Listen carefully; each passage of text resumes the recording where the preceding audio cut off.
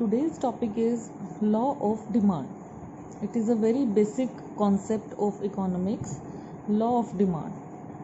See, in our daily life, it is normally observed that decrease in price of commodity leads to increase in its demand. Normal life में हम क्या देखते हैं कि price decrease होने पर demand increase होती है. Such behavior of consumers has been formulated as law of demand. Consumer के इसी बिहेवियर को हमने लॉ ऑफ डिमांड कहा है. This law states that the inverse relation between price and quantity demanded. इस लॉ का स्टेटमेंट यही है कि प्राइस और क्वांटिटी डिमांडेड में इनवर्स रिलेशन होता है. Keeping other factors constant.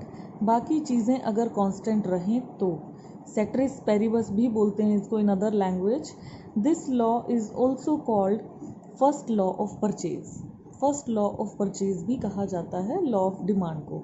Now what are these other factors?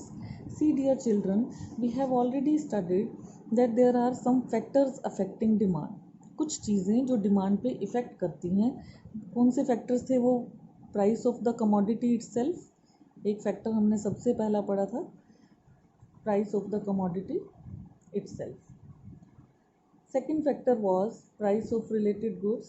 Third factor was income, then taste and preference, and then future expectations about price. ये सारे फैक्टर्स हम पहले पढ़ चुके हैं प्रीवियस टॉपिक में. अब इन्हीं फैक्टर्स को अगर हम कांस्टेंट मान लें, इन फैक्टर्स को, ये जो अदर फैक्टर्स हैं अदर देन प्राइस. एक फैक्टर तो हो गया प्राइस. प्राइस के साथ हमने बता दिया that there is an inverse relation. When price falls demand rises and when price rises demand falls. ये लॉ ऑफ डिमांड का स्टेटमेंट है, लेकिन इसके साथ जो वो वर्ड्स लिखे हैं that other factors remain constant. ये अदर फैक्टर्स कौन से हैं? ये अदर फैक्टर्स यही वाले हैं. अगर ये सारी चीज़ें कांस्टेंट रहें, मीन्स अगर इनमें कोई चेंज ना हो, means price of related goods भी कांस्टेंट हों, दे रिमेन सेम, इनकम भी सेम रहे, टेस्ट एंड प्रेफरेंस में भी कोई चेंज ना हो, और फ्यूचर एक्सपेक्टेशंस में भी अगर कोई चेंज नहीं है, तब हम लॉ ऑफ डिमांड को कह सकते हैं that it is applicable, that price rises and demand falls and price falls and demand rises. See, these are also called assumptions. Assumptions होती हैं शर्तें. किस शर्त पे हम ये बात कह रहे हैं कि प्राइस और डिमांड का इनवर्स रिलेशन है? Assumption is same thing. See, what I have told you, price of related goods should be constant. So first assumption is price of substitute goods, and second assumption is price of complementary goods. Both are called related goods, so it is written price of substitute goods do not change, price of complementary goods remain constant. एक ही बात है, do not change या remain constant. Next is income of the consumer remains same, means income should be constant. Taste and preference of the consumer remains same, means taste should be constant. And there is no expectation of change in price in the future, means future expectations remain constant. अगर price को छोड़कर सारी चीज़ों में कोई change ना हो, बाकी सब चीज़ें कांस्टेंट रहें, then we can say that there is an inverse relation between price and quantity demanded. And this is the law of demand. Keeping other factors constant. ये सारे फैक्टर्स अगर कांस्टेंट रहें या चेंज ना हो, then we can say inverse relation. Now see, demand schedule. ये भी हम पहले पढ़ चुके हैं. Demand schedule is a tabular statement. In the form of table we can show different prices at different quantities which a consumer is willing to buy. So same thing, price is decreasing and quantity is increasing. Similarly, we can make a demand curve with the help of this schedule. The graphical representation of demand schedule is called demand curve. यहाँ पे हमें x axis पे quantity लेना है, y axis पे हमें price लेना है, एंड ये पॉइंट्स हमें ग्राफ में प्लॉट करने हैं. Like when quantity was 1, price was 5. When quantity is 2, price is 4. When quantity is 3, price is 3. When quantity is 4, price is 4. And when quantity is 5, price is 1. This is negative slope of demand curve. Negative slope means it moves downwards from left to right, इधर से इधर नीचे की तरफ downward sloping होता है। So question is why other factors are kept constant.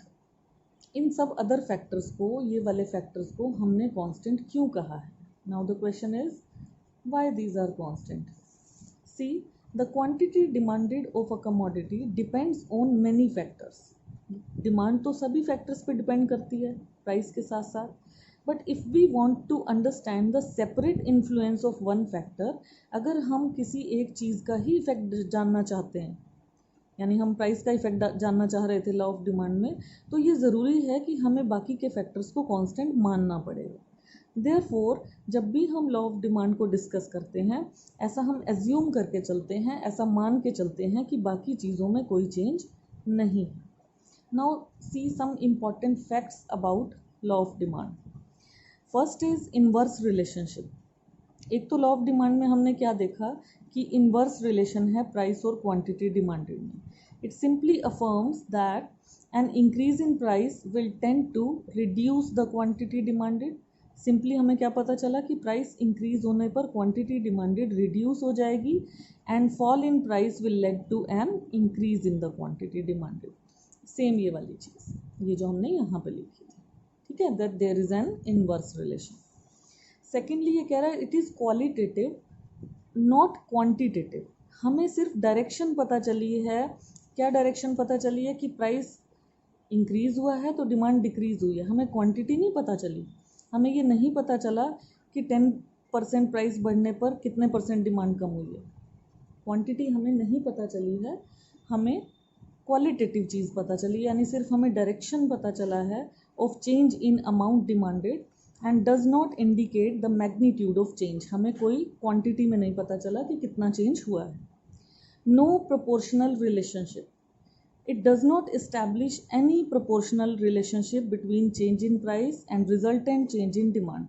जो मैंने अभी बताया आपको कि अगर प्राइस 10% इंक्रीज होता है तो लॉ ऑफ डिमांड से हमें ये नहीं पता चलता कि कितना % डिमांड कम होगी, कौन सा प्रोपोर्शन होगा। We can not come to know with the help of law of demand, and it is one sided. Law of demand में हम प्राइस चेंज होने पर डिमांड का इफेक्ट बता रहे हैं, हम ये नहीं बता रहे हैं कि डिमांड चेंज होने पर प्राइस पे क्या इफेक्ट पड़ेगा।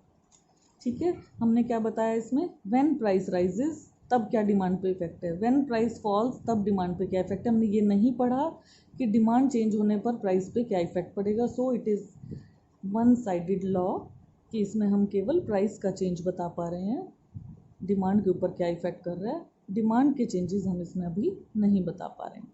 Thank you, have a nice day.